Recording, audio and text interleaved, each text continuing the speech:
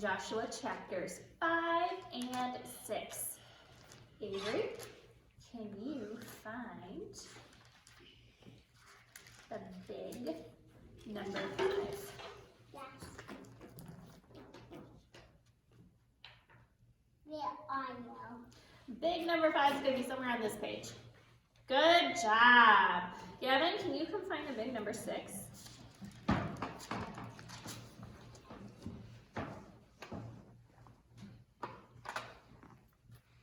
Good job. Here's the big number 6. So we're in Joshua chapters 5 and 6 today. And if our story comes from the Bible, what does that mean about our story? True. It's a true story. That's right. So before we go ahead and get started, let's go ahead and pray so that we can stay focused and listen to today's lesson. You guys ready? Yeah. Let's fold our hands, bow our heads.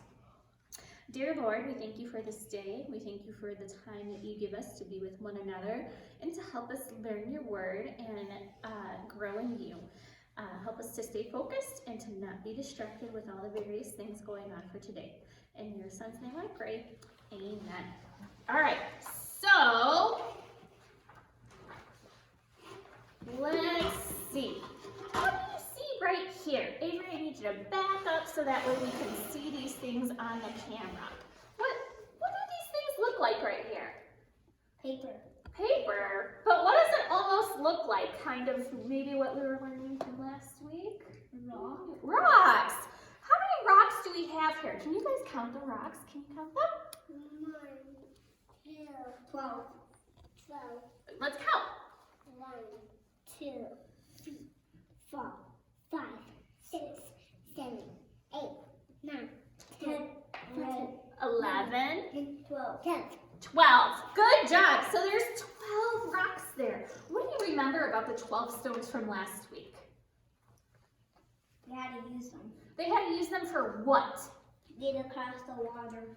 They picked them up when they crossed the water, and what did they pick them up for? To come back under the water side. Not to come back to under the water, but it was to do something. When somebody saw those piles of rocks, what would they do? They were going to drown the water. Nope, they weren't going to drown the water. It was to help them to remember what had happened. And what happened? There was a lot of water. This isn't the Red Sea, but this is a different sea, right? Right? So different water that was flooding. And what did God do? Put the water up on the side. The water was up on the side. So once the priests were coming with the Ark of the Covenant, and their toes touched the water stopped. And God told the people to follow the priests with the Ark of the Covenant, and people had obeyed. When the priest's feet touched the water, God stopped the water, as you had said, from flowing, and the Israelites crossed over. Do you remember what the name of this river was? It's not the Red Sea, but it starts with a J. Jesus' water? Nope, the Jordan River. So they crossed the Jordan River on what type of ground again? Was it wet ground? No, what kind of ground was it?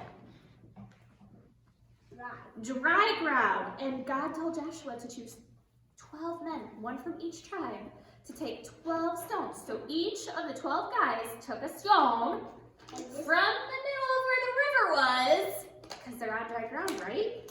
Yeah, and they picked up like this. Yep, and they piled them up. And what did they pile them up for? So that way when people saw it, what would they say? Hosanna. Not Hosanna, but they'd say, hey, what are these rocks here for? And then what could the people tell them?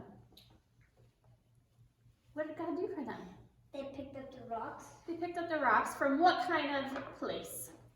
The ground. The ground. And what kind of ground? Just where any ground is? Or what was supposed to be there?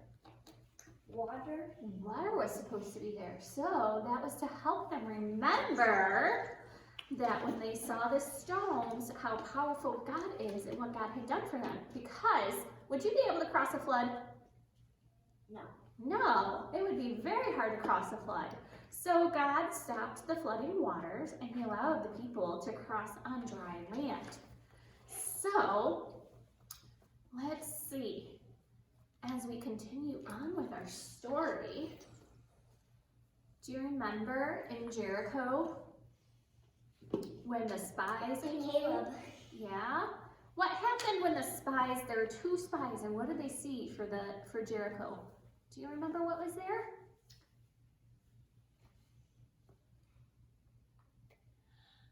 Egypt. Not Egypt. So around Jericho, Jericho heard about the Israelites in Egypt and how God had saved them from Egypt. But what was around Jericho?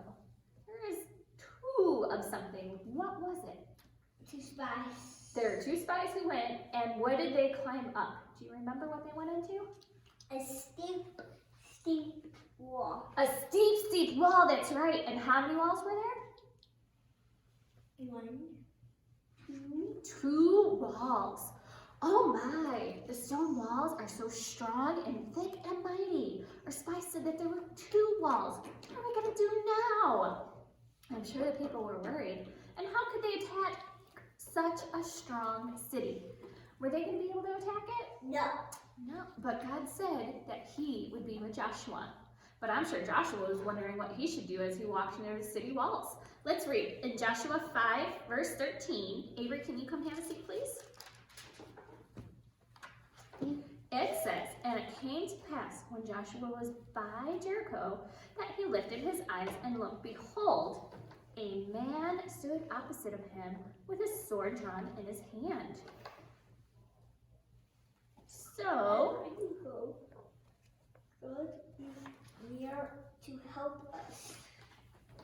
Do not be afraid, for the Lord God. so here's a man with his sword drawn, and here is Joshua, and he sees a man.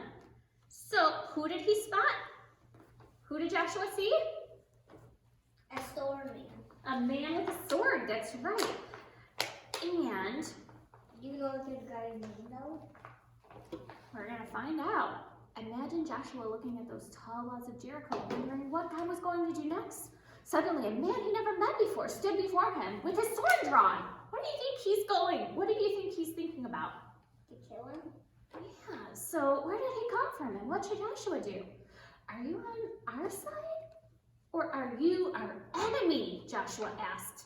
In Joshua 5:14, he said, meaning this man, no, but as commander of the army of the Lord, I have now come.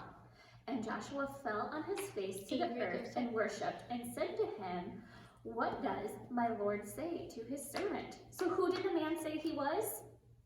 The servant? Not a servant, but captain of what? The Lord. The Lord. The Lord's what? He's captain of the Lord's army. I thought it was a disciple. Let's read it again. So he said, no, but as commander of the army of the Lord, I have now come. So this man is the commander of the Lord's army. Do you think the Lord's army is weak or strong? Strong, that's right. So what did Joshua do when he saw him? I'll read it again. That guy killed him? Nope, Joshua fell on his face to the earth and worshipped and said to him, what does my Lord say to his servant? So what did Joshua do? Starts with a W. What did he do?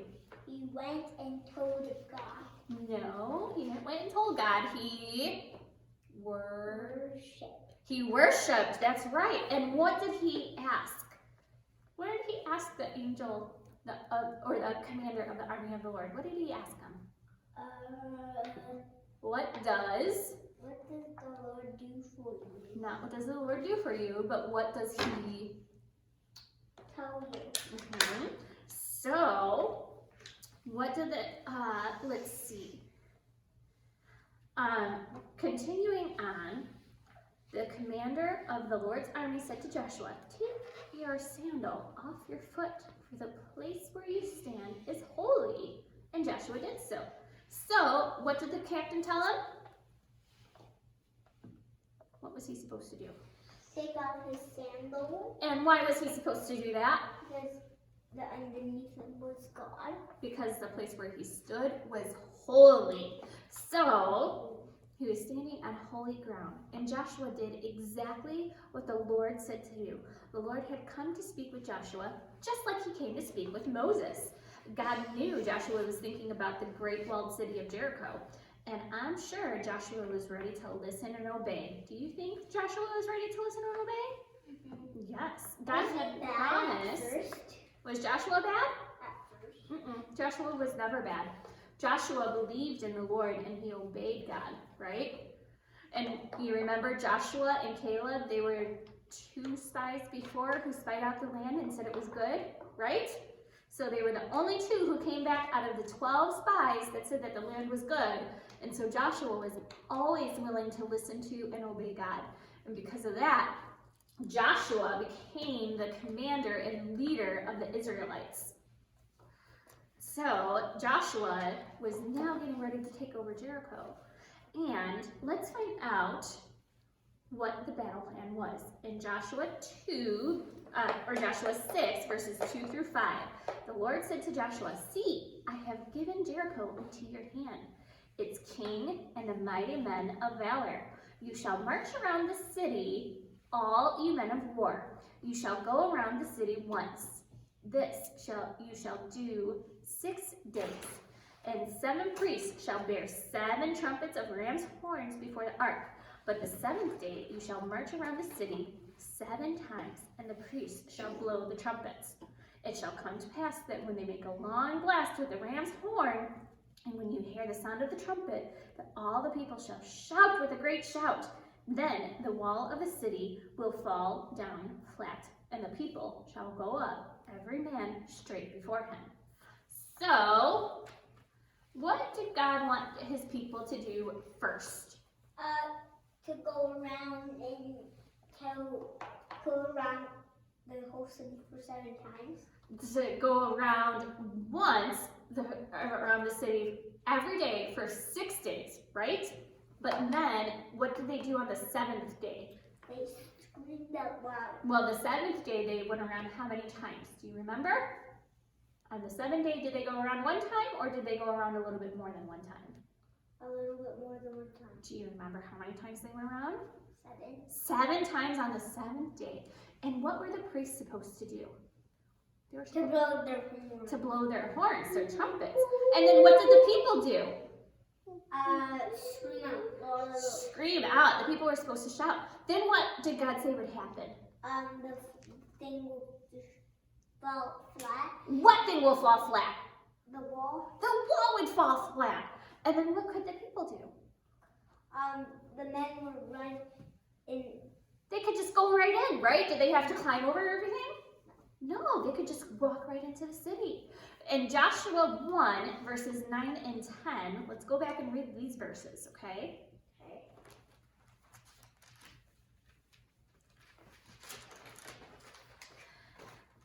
Let's see. Have I not commanded you? This is God talking, right? Be strong and of good courage. Do not be afraid or dismayed, for the Lord your God is with you wherever you go. And verse 10, then Joshua commanded the officers of the people, saying, pass through the camp and command the people, prepare provisions for yourself, for within 3 days you will cross over the Jordan and go in to possess the land which the Lord your God is giving you to possess. So that was Joshua 1, 9 through 11. So did Joshua obey God? Yeah. He did. He gathered the army and the priests, and he had them line up. And part of the army went first, and then they followed by the priests with the trumpets, and the priests carrying the ark. And then there were more soldiers. So he had everyone marching, and they were not to make a sound. That means they couldn't talk, sing, laugh, or complain. Do you think the Israelites obeyed for that week, where they couldn't do anything? That would be kind of hard. But who is with us when we're facing a challenge? God, that's right. God is with you. And maybe there's something that could make you afraid, but who can we remember is with us? God is with us, that's right. And God is with us to help us whenever we need to help us to not be afraid, or to help us do something that's hard or difficult, or to overcome a challenge. So, when are you thankful that God is with you? When are you most thankful that when God is with you? Do you have a time that happened maybe? I don't know the times, but I think at nighttime. At nighttime? Yeah? What about you, Avery? When are you most thankful for when God is with you? And at lunchtime. At lunchtime?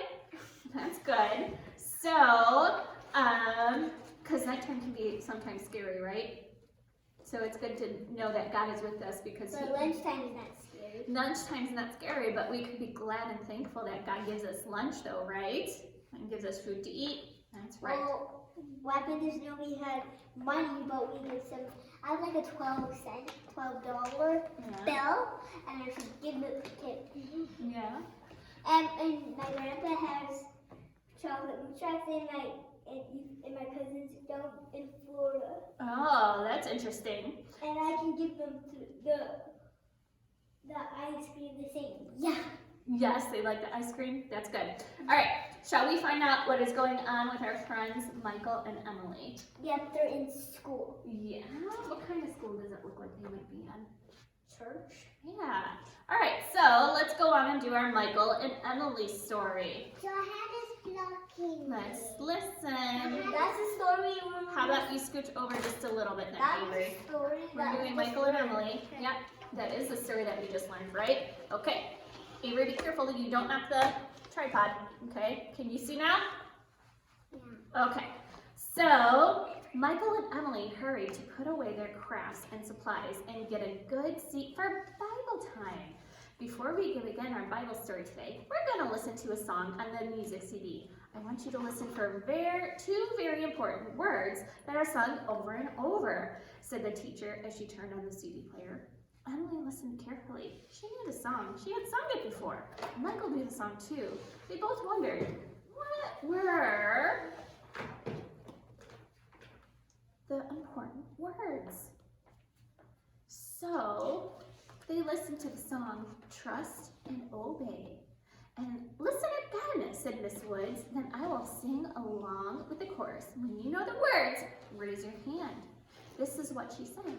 Trust and obey, for there's no other way to be happy in Jesus, but to trust and obey.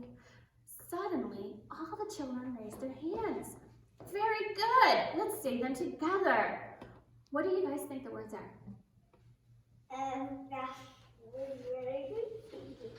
Do you remember? Trust and obey, said Miss Wood. Yes, and the children together. Now, whom should we trust? She asked, and no one raised a hand. Well, why should we obey? Miss Wood asked, and no one raised a hand.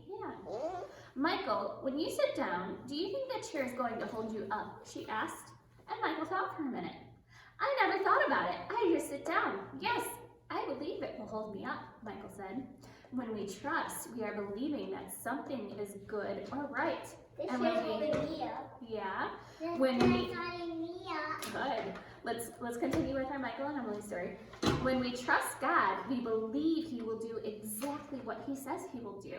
God wants us to trust Him, said Miss Wood. Who wants to help me explain the next word? Miss Wood asked. Emily quickly raised her hand. Emily, do you obey your daddy? She asked. Emily nodded her head yes.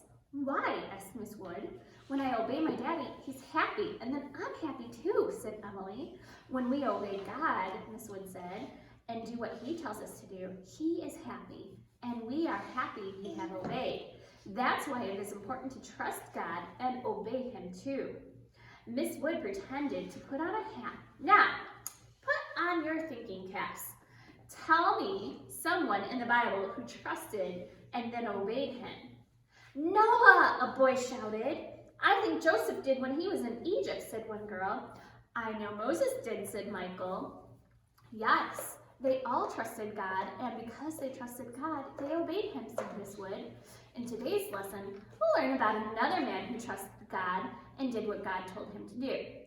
And let's sing the chorus again before we start our story, said Miss Wood.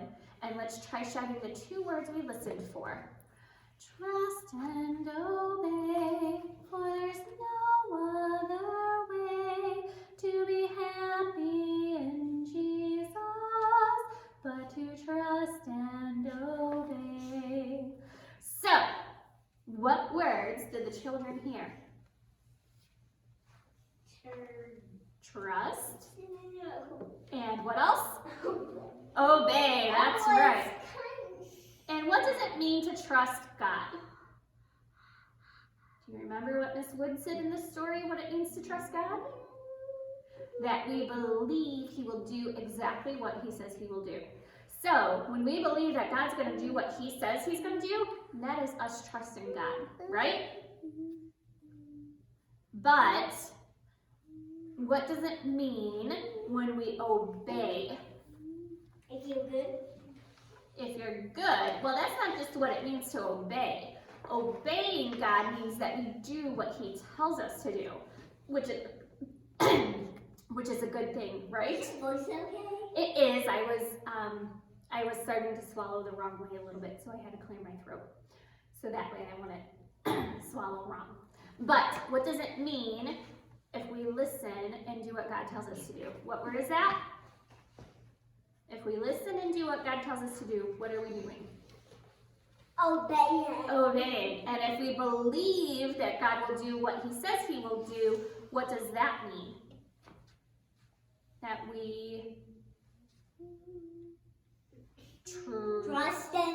trust him. So, can you guys name some people who trusted and obeyed God? Noah, and who else? Who's this in our story? Caleb was one, but what was the other person? Joshua, that's right. And who else? Who else in the Bible obeyed God? Do you remember? Adam and Eve. No, they disobeyed God, but later on they did obey him. But at first they did disobey him. But who else? There were some other names that the kids in the story told us. Gavin, do you listen to God? Yeah. That's good. Avery, do you listen to God? Yes, that's good. Can you give me 1 or 2 more names from people in the Bible who obeyed God? Gavin and Avery. The fisherman? And who was the fisherman? Do you remember? Or was it the one who swam in the belly of the fish who later listened to Jonah. But you started saying another name. Who was that? Joshua. Well, we said Joshua, but you're starting to say, who's the man with the coat of many colors?